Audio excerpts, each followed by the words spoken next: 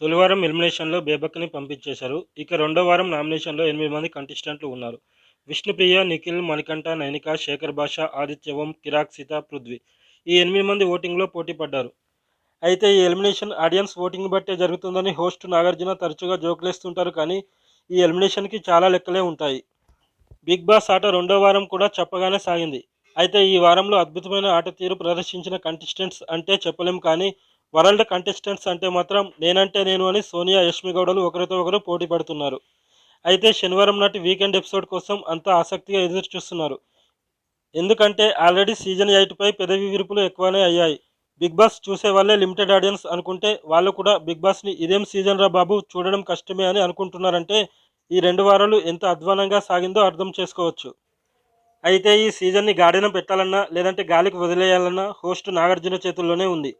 హౌస్లో ఉన్న contestants psycho బిహేవియర్ని ఎండగట్టాల్సిన అవసరం ఎంతైనా ఉంది. వీటితో పాటుగా ఈ వారంలో ఎవరు ఎలిమినేట్ అవుతారనేది కూడా ఆసక్తిగా మారింది.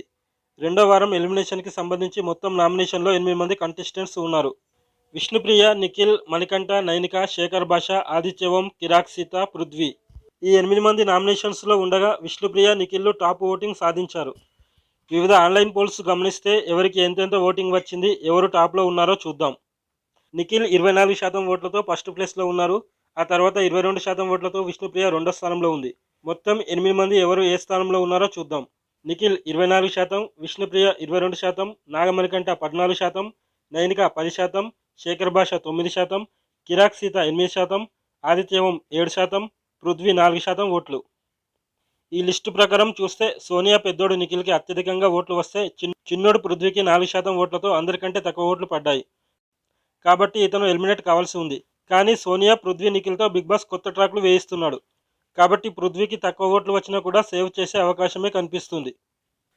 ఇక రెండో వారంలో ఎవరు ఎలిమినేట్ అవుతారని భావిస్తున్నారు అనే ప్రశ్నకి ఏకంగా 29% మంది పృథ్వీ అని నొక్కిపడేశారు.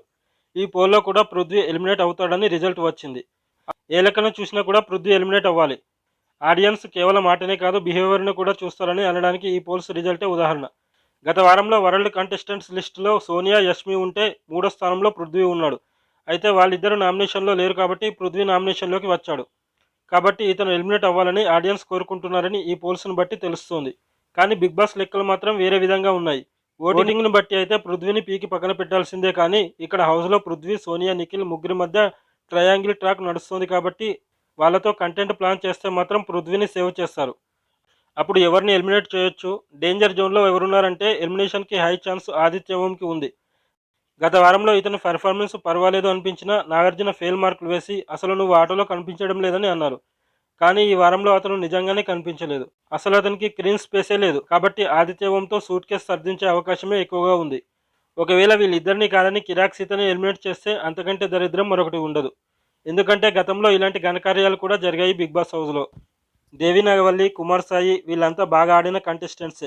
కానీ రికమెండేషన్ కంటెస్టెంట్స్ని కాపాడడంలో భాగంగా వీళ్ళని బలిచేసి ఎలిమినేట్ చేసి పారేశారు.